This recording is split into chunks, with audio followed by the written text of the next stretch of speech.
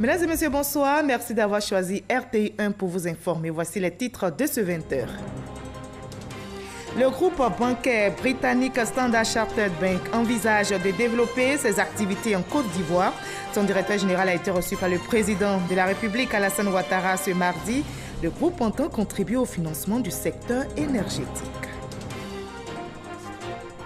Notre dossier de ce 20h nous mènera au Maroc à la rencontre de jeunes migrants africains pris au piège après avoir tenté de rallier l'Europe par tous les moyens. Le rêve de l'Eldorado brisé, ces jeunes prêts à affronter les eaux dangereuses de la Méditerranée sont aujourd'hui livrés à eux-mêmes. En Indonésie, le bilan du séisme et du tsunami ne cesse de s'alourdir. Il est monté à 1234 morts. On note plus de 60 000 personnes déplacées. Ce séisme est plus puissant que la série de tremblements de terre qu'a connu l'Indonésie en août dernier, qui avait fait plus de 500 morts. L'actualité en Côte d'Ivoire est dominée par la campagne pour les élections municipales et régionales. Ce mardi 2 octobre, 5e jour de campagne, les candidats continuent d'investir le terrain. Ils multiplient les meetings pour expliquer leurs projets. Nous en parlerons au cours de ce journal. Soyez les bienvenus sur RTI 1. Le groupe bancaire britannique Standard Chartered Bank envisage de développer ses activités ici en Côte d'Ivoire. Son directeur général a été reçu par le président de la République ce mardi au palais présidentiel. Le groupe entend contribuer, entre autres, à court terme au financement du secteur énergétique. On en sait plus avec notre reporter Awa Touré. La Standard Chartered Bank veut se repositionner en Côte d'Ivoire et saisir des opportunités d'affaires. Le directeur général du groupe, Bill Winters, qui effectue depuis lundi sa première visite officielle en terre ivoirienne, est venu présenter au président de la République, Alassane Ouattara, son vaste programme d'investissement pour la Côte d'Ivoire. Nous avons discuté avec le chef de l'État et les ministres concernés du succès de l'économie ivoirienne, également des opportunités dans le domaine des infrastructures et dans les domaines du financement structuré. Nous avons également parlé de l'importance stratégique de la Côte d'Ivoire, où nous sommes présents depuis plus de 17 ans et où nous avons récemment investi dans le domaine de la banque digitale, facteur d'inclusion financière. Rappelons qu'en mars 2018, ce groupe a lancé la première banque entièrement digitale au sein de sa filiale en Côte d'Ivoire, avec 70 services bancaires, notamment l'ouverture de comptes entièrement numériques à l'aide de l'application SC Mobile. Le vice-président Daniel Kablan-Duncan, de son côté, a pris part hier lundi à la célébration du 69e anniversaire de la fondation de la République populaire de Chine. La cérémonie a été organisée par l'ambassade de Chine en Côte d'Ivoire. On en sait plus avec Viviane Aimé.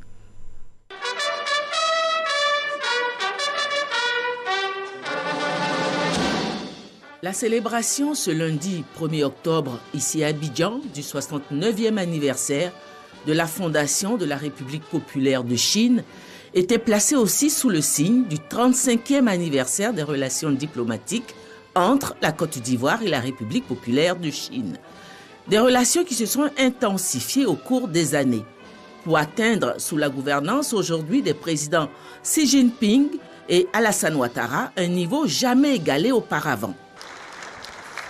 Cette amitié s'est éloquemment traduite ce lundi par la présence à cette célébration de la fête nationale de la République populaire de Chine du vice-président Daniel Kablan-Duncan, de plusieurs ministres et membres du cabinet présidentiel.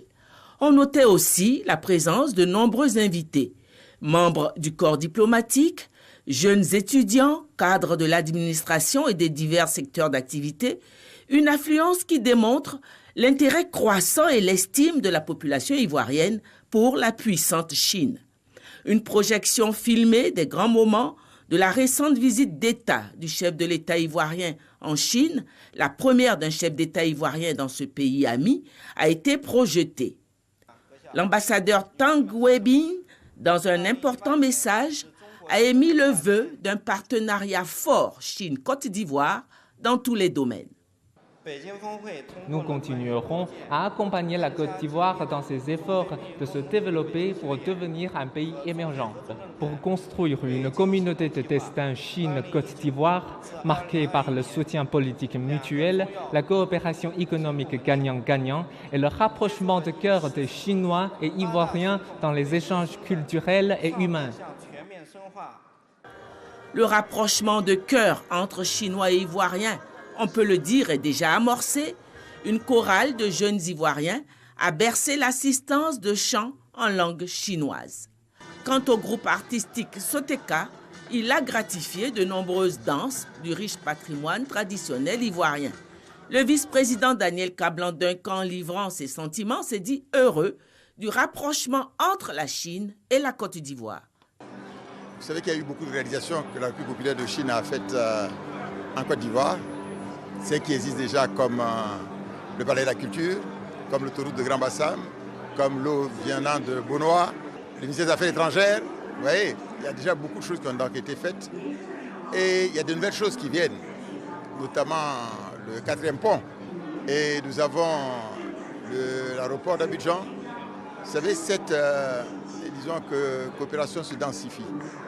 Et le fait qu'il y ait le dossier, la ceinture, la route, c'est-à-dire en fait, la Chine prend de plus en compte un des éléments qui intéressent particulièrement l'Afrique, qui sont le problème des infrastructures. Parce que l'un des éléments du sous-développement, c'est le manque d'infrastructures. Et la BAD a montré qu'il faut à peu près 100 milliards d'investissements au niveau des infrastructures en Afrique pour permettre à l'Afrique de rattraper. Or, on ne finance actuellement que 50 milliards. Le dossier dont a parlé le président de la République à son retour, les 100 milliards de dollars que la Chine va investir sur les 3 ans, 20 milliards par an, vont permettre de densifier les infrastructures en Afrique. C'est comme ça qu'on pourra aller de l'avant. Le vice-président Daniel Kablan-Duncan a été invité à couper avec l'ambassadeur Tang Webin le gâteau d'anniversaire aux couleurs des drapeaux chinois et ivoiriens, ouvrant ainsi le gigantesque buffet garni de mets chinois. La Côte d'Ivoire entretient aussi de bonnes relations et d'amitié et de coopération avec les États-Unis d'Amérique. Le chef de la diplomatie américaine et le ministre des Affaires étrangères de Côte d'Ivoire ont eu une séance de travail à Washington. C'était en marge des travaux de la 73e Assemblée générale de l'ONU. Politique américaine en Afrique, opportunités d'affaires en Côte d'Ivoire sont autant de sujets évoqués par les deux hommes. Michel Digré depuis Washington. C'est la toute première fois que les deux hommes se rencontrent depuis la nomination de Mike Pompeo au poste de secrétariat d'État américain. La séance de travail a permis de faire le point des relations de coopération entre les deux pays. La Côte d'Ivoire a toujours entretenu avec les États-Unis d'Amérique une relation privilégiée, une relation ancienne, une relation de qualité, que nous avons vu ces dernières années, les progrès qu'ont accompli les relations commerciales entre nos deux pays, que nous nous en réjouissons, mais que la vision du président de la République était de moderniser notre économie par son industrialisation et notamment par la transformation sur place en Côte d'Ivoire des produits du cru, notamment le cacao dont nous sommes le premier producteur mondial. Le ministre Marcela Montano a décrit à son homologue américain les performances de l'économie ivoirienne. Une porte d'entrée importante sur le marché africain et sous-régional. C'est pourquoi le ministre Marcela Montano souhaite que la Côte d'Ivoire soit un partenaire de choix dans la politique africaine des États-Unis. Avec l'arrivée de l'administration Trump, nous avons peu de lisibilité sur la politique africaine des États-Unis, en Afrique en général, en Afrique de l'Ouest et en Côte d'Ivoire en particulier.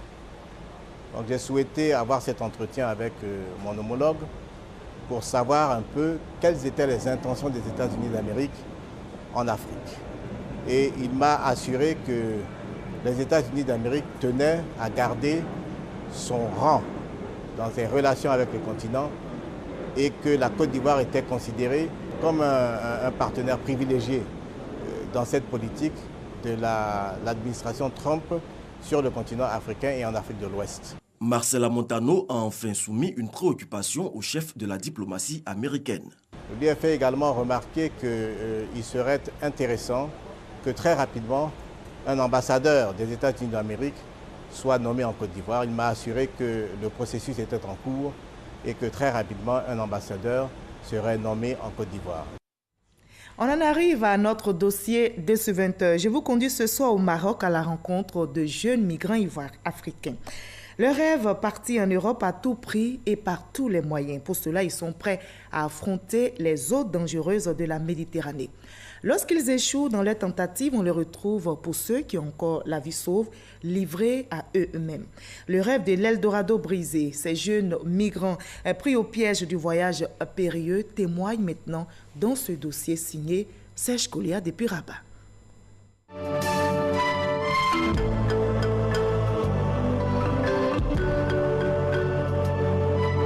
Voici la vie que mènent de jeunes Africains subsahariens au Maroc.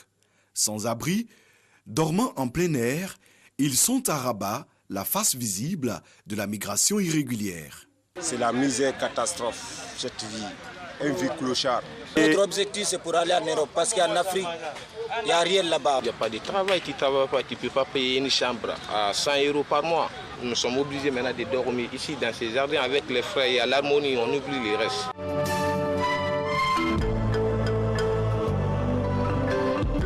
Les côtés là où on dormait, on est toujours gêné par la police. Quand on reste ici, la police, peut-être les gens ne nous voient pas, on est caché ici, ça va. C'est pourquoi on est là, quand on est là, il n'y a pas de... Même ici, des fois, ils viennent, ils nous dérangent ici. Parce que nous avons dit que nous sommes devenus nuisibles pour eux ici maintenant. Après avoir tenté d'entrer sans succès en Europe par la mer Méditerranée ou par les barrières de sécurité entre l'Espagne et le Maroc, les voilà livrés à eux-mêmes dans ce jardin public de la capitale marocaine. Dans ce jardin où nous vivons, nous dormons dans l'hiver, nous sommes ici. Pour manger, c'est pas facile, nous demandons dans les rues. Les seuls boulots que nous faisons ici, on sort, on commande. Ceux qui ont la bonne volonté, ils nous donnent.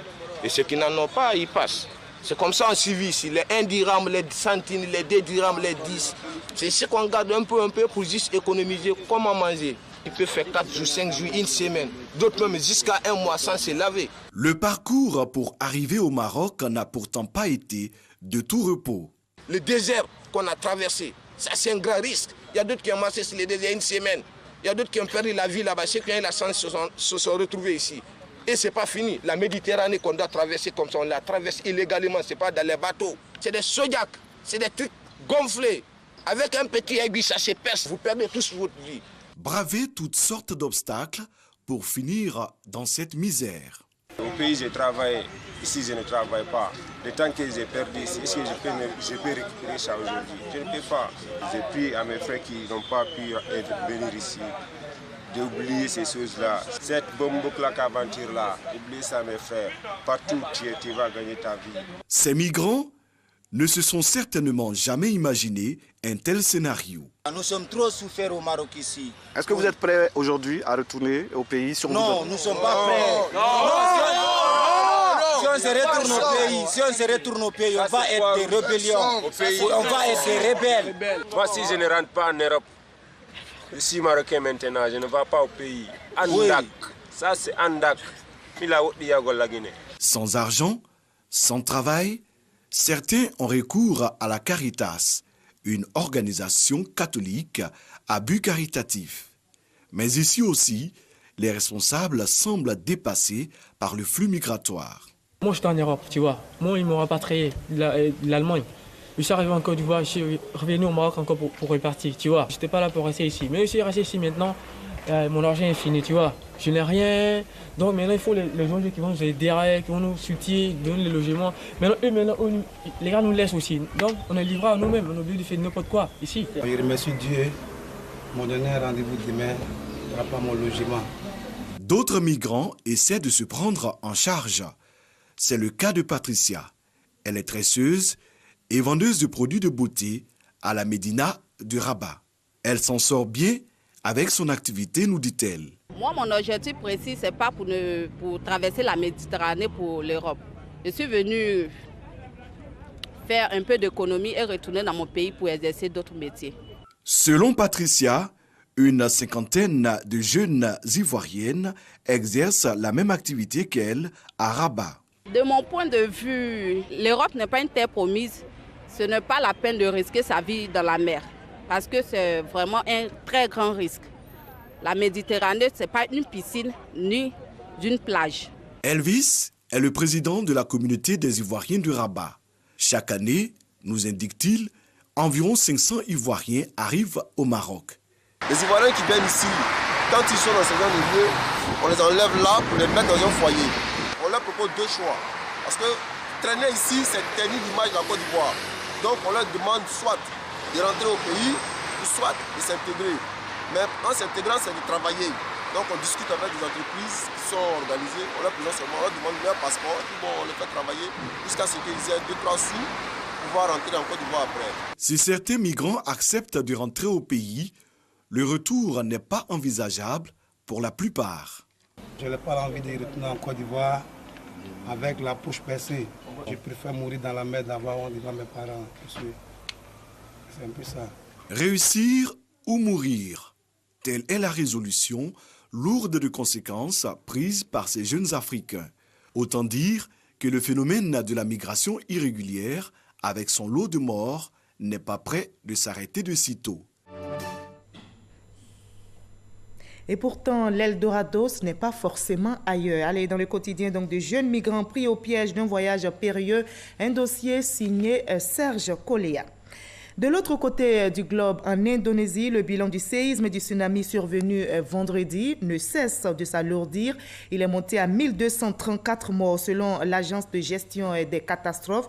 On note également plus de 60 000 personnes déplacées. Ce séisme qui a frappé l'île vendredi est plus puissant que la série de tremblements de terre qu'a connu l'Indonésie en août dernier, qui avait fait plus de 500 morts et environ 1500 blessés sur l'île de Lombok, voisine de Bali.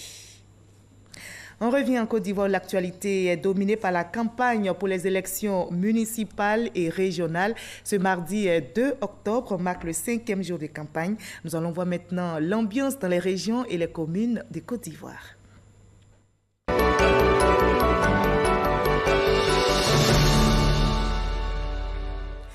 On commence donc par les régionales. Comment la campagne se déroule-t-elle dans la région du Lodjibois? 3 candidats indépendants et 1 candidat du PDCI ont été suivis par nos reporters.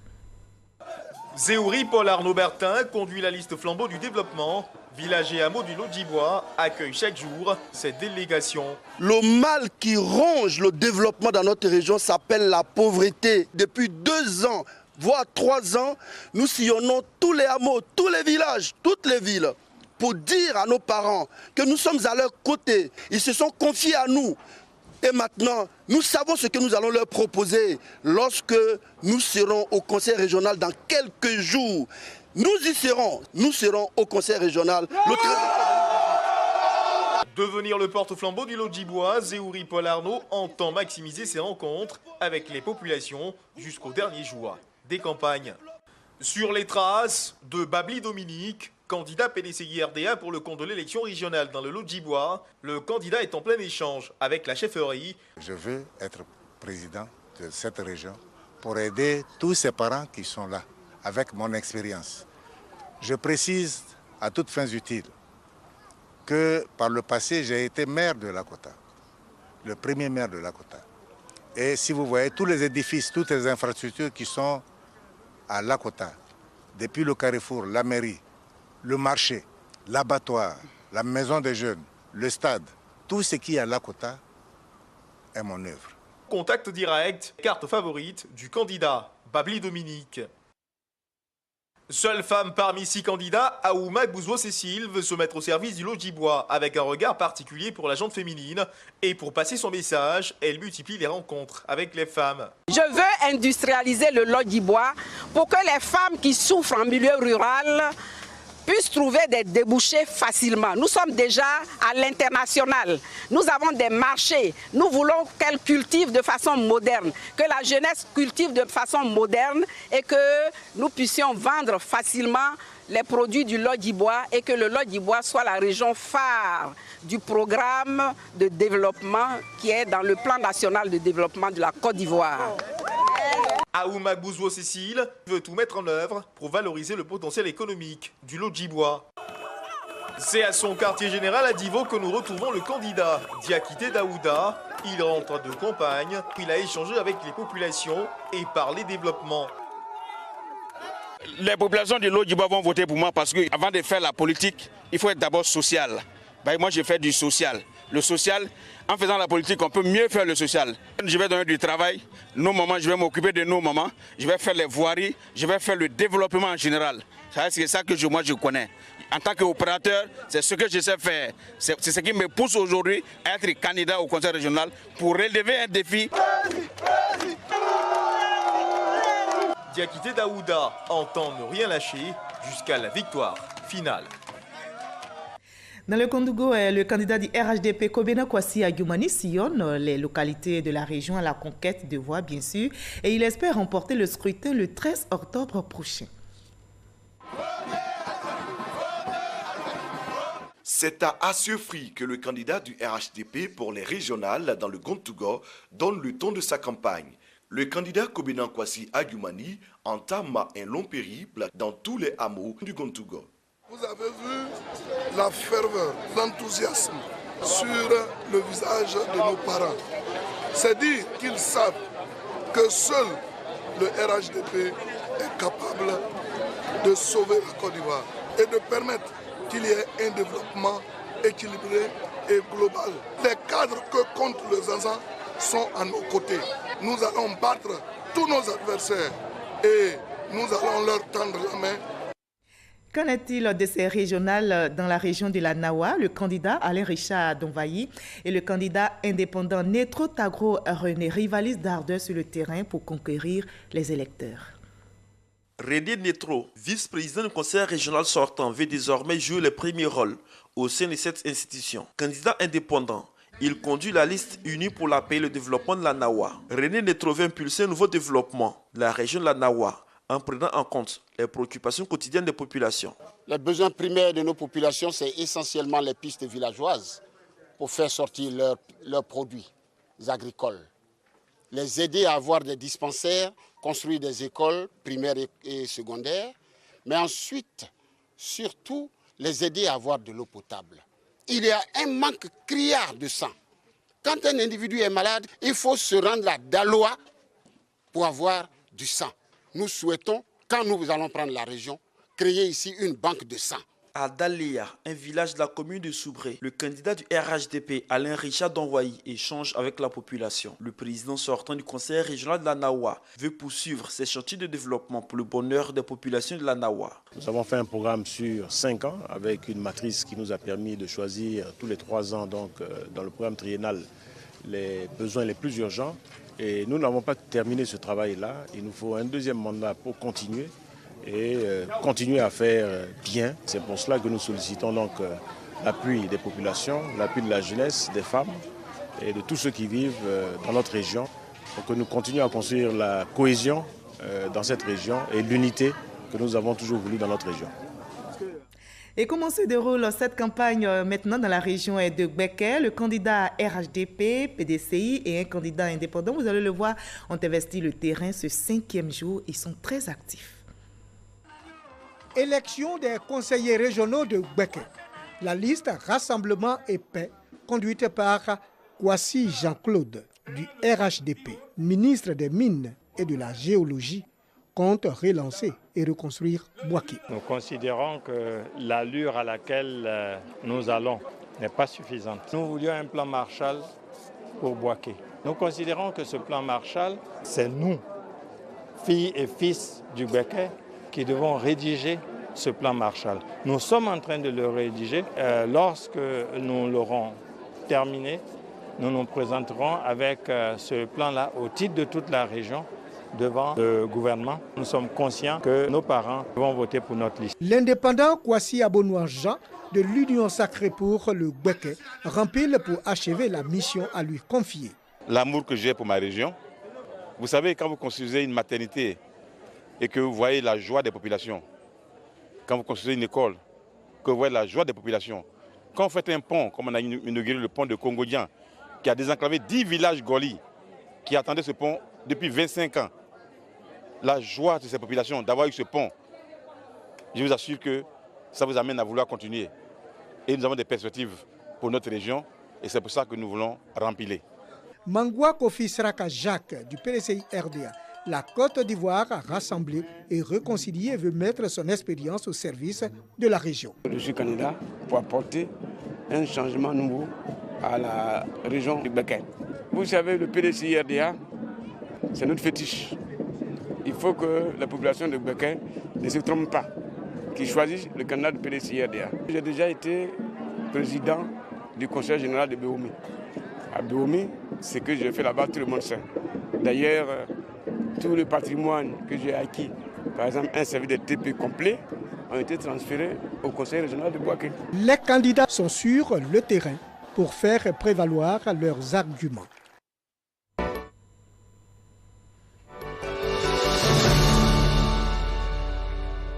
La place maintenant au municipal. La commune de Fakobli, c'est dans l'ouest ivoirien, est aux couleurs de ces municipales. Les candidats ne manquent pas d'arguments à l'endroit des populations. Voyons leur stratégie avec nos différents reporters. Fakobli vit au rythme de la campagne municipale. Meeting éclaté, parade dans les rues pour Guy Monin Gabriel, candidat RHDP.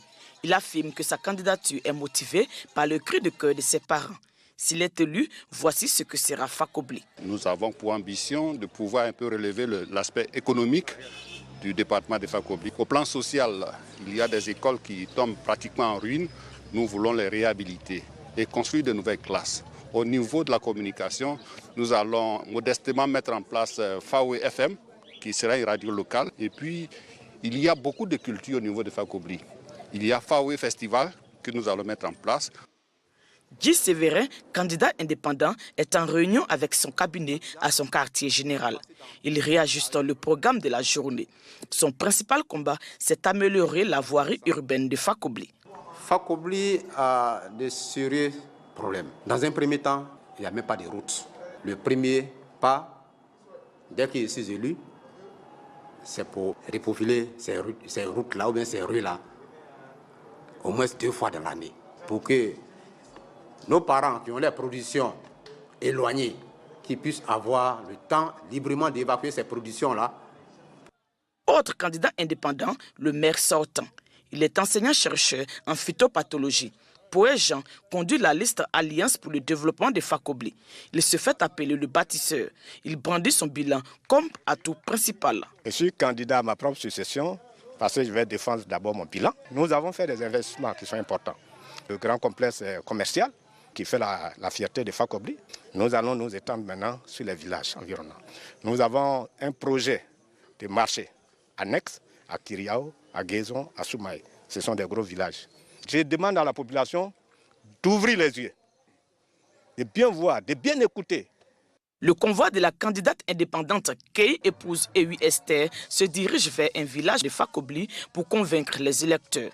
Selon elle, seule une femme est capable d'apporter ce plus à Fakobli pour son rayonnement. Nous, en tant que femmes, on veut peaufiner, on veut apporter aussi notre pierre à l'édifice, à la construction de la commune de Fakobli. Je suis venu pour vous apporter une bonne nouvelle, pour dire que la femme peut mieux faire. La femme peut aider ses parents, en tout cas à sortir de la pauvreté, à emprunter le chemin du développement. Les femmes peuvent s'organiser. Dans un autre village communal de Fakobli, la dépositaire de la liste Jeunesse, Développement, Croissance prend un bain de foule. Séa Menendi, 35 ans, titulaire d'un 2A en droit. Son combat, faire de la jeunesse de Fakobli la cheville ouvrière du développement. Regardez aujourd'hui la jeunesse de Fakobli. On est laissé pour compte. On a des diplômes. Il y a beaucoup de diplômés à Fakobli, mais il y a beaucoup qui ne travaillent pas. Tout ce que j'ai à dire à mes parents, c'est qu'ils savent, et moi je sais. Ce n'est pas aujourd'hui, au temps des élections, là, que je me promène. Ça fait 10 ans que je me promène, eux. Ça fait 10 ans on se confond. Ça fait 10 ans on s'entraide. Ce n'est qu'une confirmation des choses. Au total, ce sont 5 candidats qui sont en liste pour la commune de Fakobli. 3 candidats indépendants, un candidat RHDP et 2 candidats indépendants également briguent la mairie de Niélé. Mais quels sont les atouts pour remporter le scrutin du 13 octobre? Élément de réponse avec nos reporters. À son QG de campagne à Niélé, Ouattara Bessiaka, candidat indépendant, est galvanisé par ses militants. Toutes les occasions sont bonnes pour exposer son programme. on réunit tous les bords politiques pour apporter la paix à Niélé. Et une fois la paix acquise, nous allons au développement. Je suis un homme de terrain. Tout ce que j'ai cité, que ce soit les routes, que ce soit l'hydraulique, que ce soit l'électricité, c'est mon domaine. Donc je demande à la population de Niélé de me voter pour apporter ce développement à notre chère commune. Un autre indépendant, Ouattara Moussa, est également à son QG. Il est régulièrement visité. Ses ambitions. Je constate que mon village a besoin d'un leader capable de rassembler tous les fils et toutes les filles du village pour parler développement, pour parler cohésion sociale, pour parler de la paix. Niélé est la dernière ville, la dernière commune avant d'arriver au Mali. Elle est très loin d'Abidjan. Si on n'a pas un leader capable de transmettre les sons, les besoins de notre population à Abidjan, ça ne serait pas réalisé. À Niélé, le RHDP compte sur Ouattara Alassane. Ce maire sortant est en campagne dans un village de la commune. Et pour moi, c'est une continuité de ce qu'on a commencé avec le mandat qui vient de s'achever. C'est des actions de développement au niveau de notre population. C'est-à-dire c'est des problèmes d'eau qu'on veut résoudre, c'est des problèmes d'électricité, des problèmes que vivent nos parents. Et nous avons commencé une mission qu'on veut terminer, qu'on veut poursuivre. Nous sommes dans le village de Nyangbarasso, qui est dans la commune de Niélé. Et ici, nous connaissons les besoins de nos parents. Les 3 candidats seront départagés le 13 octobre, jour du vote. À Diawala, la campagne bat aussi son plein. Les différents candidats misent, eux, sur la proximité pour faire passer leur message auprès des populations. Une liste indépendante convoite à la mairie de Diawala. Elle est conduite par Ouattara Mamadou. L'homme est sur les routes pour ratisser l'âge. Parce que j'estime que Diawala est beaucoup en retard. Comme nous sommes d'un monde évolutif, il y a des choses hier dont Diawala n'avait pas droit. Avec moi, je pense que Diawala doit. Enfin, Diawala mérite mieux que ce qu'ils ont aujourd'hui. Alors, quels sont les projets que tu fais pour Diawala? En face, le RHDP avec le maire sortant, Ouattara Youssouf, poursuivre les actions entamées pour parachever le développement de la commune et son leitmotiv.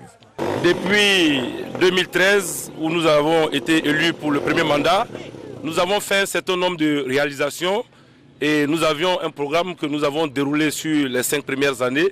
Mais nous pensons que nous ne sommes pas encore arrivés au bout de ce programme. Voilà pourquoi nous sollicitons un second mandat pour achever ce qu'on a bien entamé. Le 13 octobre, pour savoir lequel des Ouattara occupera le fauteuil de maire de Diawala. Rendons-nous maintenant à Ouangolodougou pour voir comment cette ville vit-elle au rythme de cette campagne municipale. Vous allez le voir, l'ambiance est très chaude et les candidats sont actifs sur le terrain. Ouangolodougou, la ville aux 2 frontières, les candidats à l'élection municipale occupent le terrain. Celui du RHDP, Tungara Moussa, est en plein dispatching de t-shirts à son effigie. La campagne est lancée. Mon objectif vraiment c'est de transformer Ouangolo. Je pense que je suis déjà sur le chemin avec le premier mandat. Je pense que tout le monde voit ce qu'il a déjà fait comme boulot. Donc je demande le deuxième mandat pour pouvoir achever les travaux que j'ai déjà commencés. Donc à ce niveau, on va avoir un Ouangolo nouveau, un Ouangolo émergent. Il y a l'électrification, il y a les routes, il y a le problème d'école, il y a le problème de santé. Un indépendant est aussi à la tâche, Ouattara Bassotigui. Ce jour, il rencontre des femmes. Un détour et il déroule ses ambitions. Les défis sont énormes, en tout cas au niveau de l'éducation. Je compte quand même apporter mon appui sur le plan de la salubrité.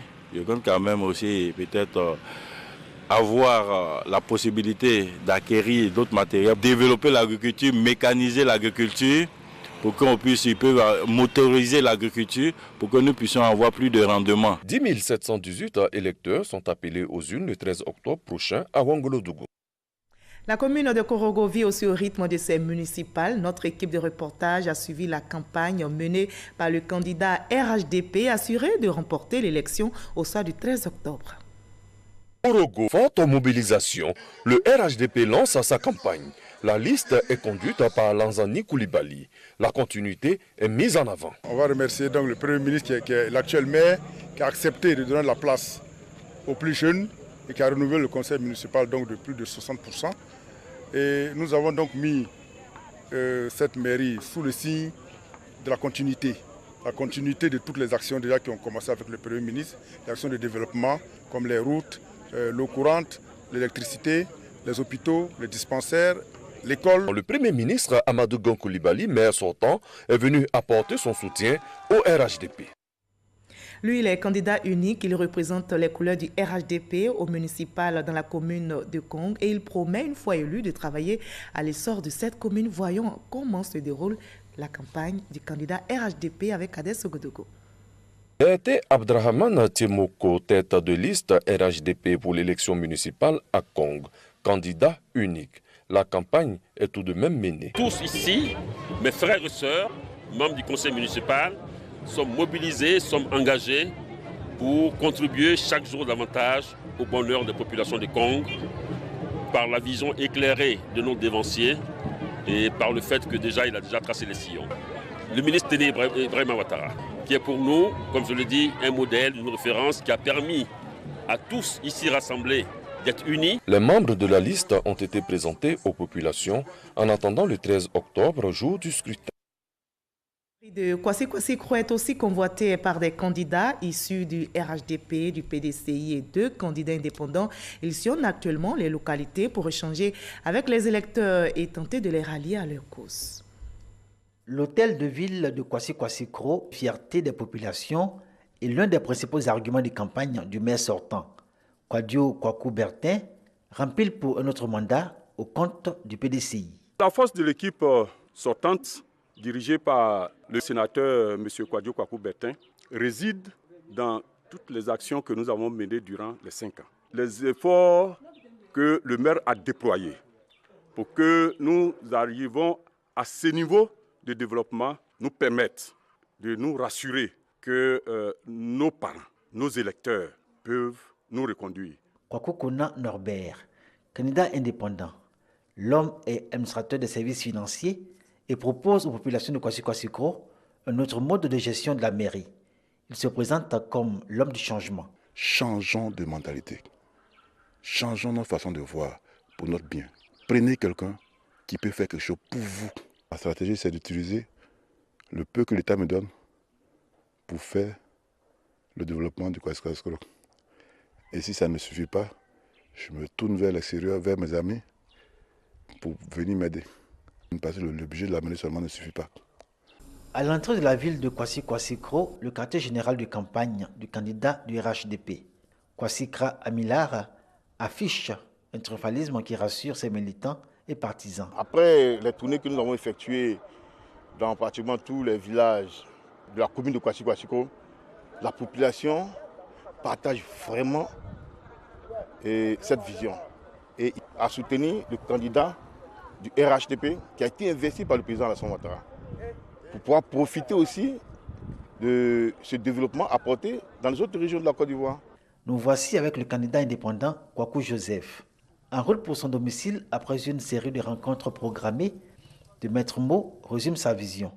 Union et solidarité pour Kwasi Kro. J'ai déjà apporté des soutiens au niveau des villages de Kwasi Kro. D'abord l'électrification de Banangatakro en 2003. J'ai pu récompenser tous les meilleurs élèves de 2002 à 2005. J'ai fait reprofiler les voies de la ville et de certains villages. N'étant pas encore maire, voilà que j'ai déjà apporté le bonheur dans le cœur de nos populations. Étant maire maintenant, c'est de mieux faire qu'avant. Pour ce qui est vu à Kwasi Kro, la fonction de maire ne sera pas une sinécure, car tout dans cette commune est urgence. À Béthié, la campagne se poursuit pour un autre candidat du RHDP. Il s'agit de Tano Etienne. Voyons ses atouts avec nos reporters. Candidat RHDP, Rassemblement des Oufoutistes pour la démocratie et la paix à Béthié. Tano Manizan Etienne, maire sortant, met son second mandat sous le signe de la continuité. Nous avons réalisé certains travaux. Il y a d'autres qui sont en cours, d'autres sont en perspective. Alors j'ai demandé à faire mon deuxième mandat pour que les jeunes viennent me relayer. Pendant ce temps, ils ont de quoi faire pour avancer et développer notre ville. Tano Manizan Etienne reconnaît que beaucoup reste à faire. Son plus gros challenge après son élection, la construction d'un bloc opératoire.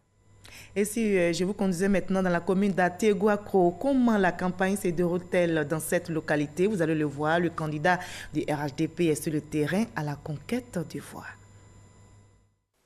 Un autre candidat en marche à Ateguakro, Jérôme Kwame, pour le RHDP, veut être le premier maire de la localité érigée en commune en mai 2018. Notre ambition pour la commune d'Ateguakro, c'est de promouvoir le développement. Nous mettons l'homme, l'individu au cœur du développement. Nous devons nous rassembler, construire ensemble le développement dans cette commune. Deuxièmement, nous attendons créer des projets de base, de développement pour nos femmes, pour nos jeunes, créer l'auto-emploi. Un plan de campagne décliné donc en 11 points. Jérôme Kwame lance ainsi officiellement sa campagne. Un candidat du PDCI et 2 candidats indépendants briguent, eux, la mairie d'Agny-Bilekro. Voici le message pour convaincre les populations. Roger Mbia Mandoja est le maire sortant de la commune d'Agny-Bilekro. Candidat à sa propre succession, le choix du PDCI pour ces élections municipales 2018 remplit pour, dit-il, renforcer son bilan largement positif. Nous avons promis 10 infrastructures, nous en avons fait plus d'une centaine. Il y avait Dieu dans cette affaire et il y a Dieu dans cette affaire. Et ce sont ces populations engagées pour nous. C'est ça qui nous donne la force de continuer. Nous allons continuer dans Agny-Bilekro parce que c'est chez nous. Nous allons continuer avec l'aide que l'État nous accorde, avec ce que l'État nous accorde pour faire en sorte qu'Agny-Bilekro fasse bon vivre ici. Parce que nous vivons ensemble ici et nous vivons tranquillement ensemble ici. Tungara Mamadou, candidat indépendant, opte pour une campagne de proximité au marché d'Agny-Bilekro. Il explique sa nouvelle vision pour la circonscription d'Agny-Bilekro aux populations. Aujourd'hui, nous sommes au marché. Nous voulons toucher de plus près les souffrances, les difficultés des populations. Un maire, il est le manœuvre des populations et les populations doivent le sentir. Il doit être plus proche des populations. Et c'est pourquoi nous avons opté pour la proximité. D'abord pour nous permettre de toucher de plus près les difficultés des populations, mais en même temps comprendre un peu les difficultés dans lesquelles ils vivent. Parade pour le candidat indépendant Kwaku Kanga Edmond dans les rues d'Agny-Bilekro. Planteur de son état, il affirme être l'homme de la situation pour un renouveau de la cité de volailles et de tomates. Si je suis élu, j'apporterai le bien-être à mes parents. Parce que vous voyez, l'infrastructure manque au niveau d'Agny-Bilekro. L'adduction d'eau manque. Les gens sont dans le noir. Il y a plus d'agressions. Vraiment, il faudrait un changement. Avec le peu que la mairie a, on pourra aider la population. Et surtout, il faut savoir négocier aussi avec les partenaires extérieurs. Les 3 candidats invitent les populations à la cohésion et à la paix pour un scrutin apaisé le 13 octobre prochain à Agny-Bilekro. Du côté de Kounfao, les candidats misent aussi sur la proximité. Vous allez le voir, ils sont à la recherche de voix sur le terrain. Philomène Etilé conduit la liste Rassemblement pour l'émergence de la commune de Kounfao, venue à la rencontre des électeurs de Koria. Objectif, rallier le maximum de voix dans la plus importante zone de la circonscription électorale. J'ai la population avec moi, chacun a apporté sa pierre à l'édifice parce qu'ils ont foi en moi, ils attendent le changement et le changement c'est avec maman Etilé Philomène. Cette année, c'est le moment des femmes et nous allons balayer Kounfao, reculer les caniveaux. Ma priorité, c'est le plateau technique de Kounfao parce que nous sommes fatigués de transporter nos mamans en couche à Agny-Bilekro. Au niveau de la jeunesse, nous avons beaucoup de projets pour eux. Faites confiance à maman Etilé. Ensemble, main dans la main avec Hilaire Ngetia Kofi, le candidat indépendant vient avec des propositions de développement pour Kounfao. À Mborato, il communique avec les populations. Nous avons visité tous les villages, nous avons visité l'hôpital, la ville. Vraiment, il y a beaucoup à faire. Et il faut un homme disponible, qui a une vision, qui est un manager. Kounfao nouveau, c'est Kounfao où les gens peuvent bien se soigner, où les femmes vendent bien leurs produits, où la ville est très éclairée. Parce que pour nous, l'émergence, ce n'est pas un vain mot. Et nous sommes prêts à relever ce défi immense.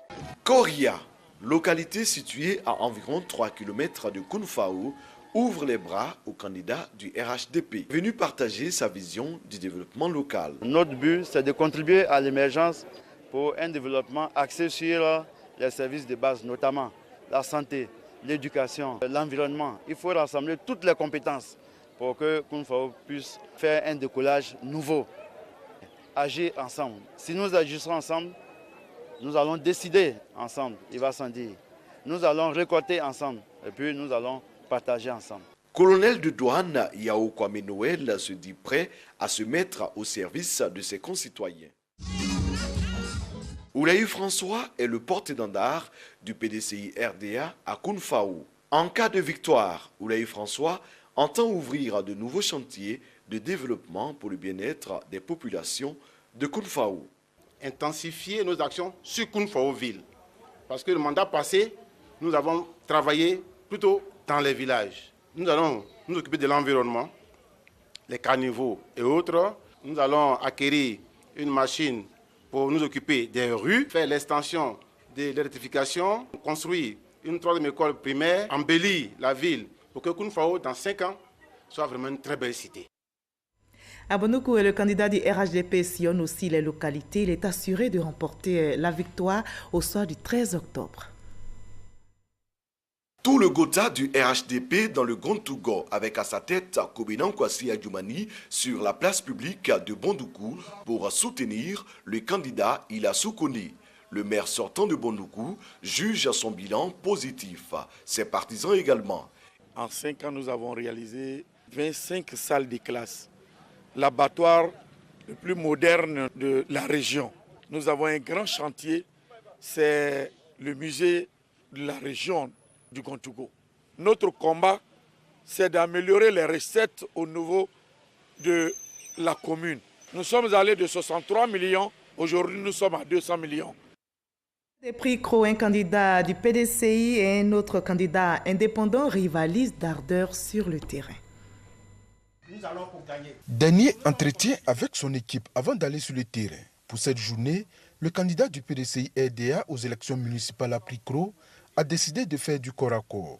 Son programme de société axé principalement sur les jeunes et les femmes, il entend l'expliquer à chaque ménage de la commune. Ce qui a motivé ma candidature, c'est que Pricro, depuis fort longtemps, est plongé dans une léthargie. Nous voulons apporter du nouveau à Pricro. Nous voulons apporter des projets pour les jeunes, des projets pour les femmes. Nous voulons apporter un mieux-être à la population. Nous voulons aider nos parents à sortir de la pauvreté. Au niveau de l'agriculture, nous voulons promouvoir la culture de l'EVA. Maman Kofi Sinan, lui, conduit la liste Union Travail Développement. Le candidat indépendant aux élections municipales à Pricro veut faire profiter à sa commune qu'il a vu naître son expérience acquise dans divers domaines d'activité et son carnet d'adresse afin de booster son développement. Je me suis rendu compte que je peux apporter ma contribution au développement de Pricro. Comment aider nos parents, les femmes, les jeunes? Il se trouve que à Pricro, nous sommes sinon au seuil de la pauvreté. Pour pouvoir sortir de cette pauvreté, il faut un candidat, un maire qui a des idées. La bataille est bien engagée sur le terrain. Chaque candidat tente de convaincre les électeurs qu'il a le meilleur profil pour favoriser leur bien-être. Il défend les couleurs du PDCI du côté de Divo et il se nomme Akpale Yoruba Serge Raphaël. Il demande tout simplement la confiance des électeurs. Akpale Yoruba Serge Raphaël est le candidat de la liste PDCI RDA de Divo. Nous le retrouvons en plein échange avec les populations. Je suis venu pour développer Divo, prendre les ressources de la mairie pour réaliser les projets des parents. Je mettais l'accent sur l'éducation, la voirie, la santé, le social, la culture. Nous avons un programme assez fourni, assez intéressant pour que la vie de Divo renaisse de ses cendres. Son principal combat, redonner à Divo son lustre d'antan. Ils sont deux candidats indépendants. Ils briguent la mairie de Tienemboué et ils ont des atouts selon eux pour pouvoir être élus au soir du 13 octobre. Pour Bafa Kamagate, la commune de Tienemboué présente un tableau de développement sombre. Il est donc candidat indépendant pour changer la donne. Je suis candidat pour donner un mieux vivre à ma population, à savoir régler le problème de sécurité et le problème d'électrification des villages communaux et la ville mère de la commune. La voirie, vraiment, on n'a plus de voies à Tienemboué. Pour régler aussi les problèmes sociaux, je voudrais féliciter les fonctionnaires et agents de l'État. Grâce à ces agents-là que Tienoué a pu avoir de l'eau potable. Le candidat Bafa Kamagaté promet une gestion participative. Ses moyens, son carnet d'adresses, la mutualisation des forces vives. De son unique chef-lieu en 2013, la commune de Tinemboué en 2018, ce sont les 7 localités électrifiées avec école. Des actions du maire sortant, candidat du RHDP pour intensifier le développement. Nous avons passé 5 ans en investissement dans les écoles, au niveau de la santé, au niveau du social. Donc nous demandons à la population de nous accorder encore 5 ans. Tienoué était carrefour. Et donc nous allons ouvrir un laboratoire. Nous allons ouvrir un bloc opératoire. Nous avons prévu, pour ce qui est de la jeunesse, construire le stade municipal de Tienoué. C'est l'une des difficultés des jeunes. Autre défi, autonomisation de la femme, emploi jeune. Voilà, et c'est ici que l'on s'arrête pour ce 20h. Je rappelle ce qui concentre donc l'actualité en Côte d'Ivoire. C'est la campagne pour les élections municipales et régionales. Ce mardi 2 octobre, 5e jour de campagne. Vous l'avez vu, les candidats ont investi le terrain. Ils multiplient les meetings pour expliquer leur projet. Demain, mercredi 3 octobre, ce sera donc le 6e jour de campagne. Et je vous retrouverai avec le même plaisir pour une autre édition. À demain 20h.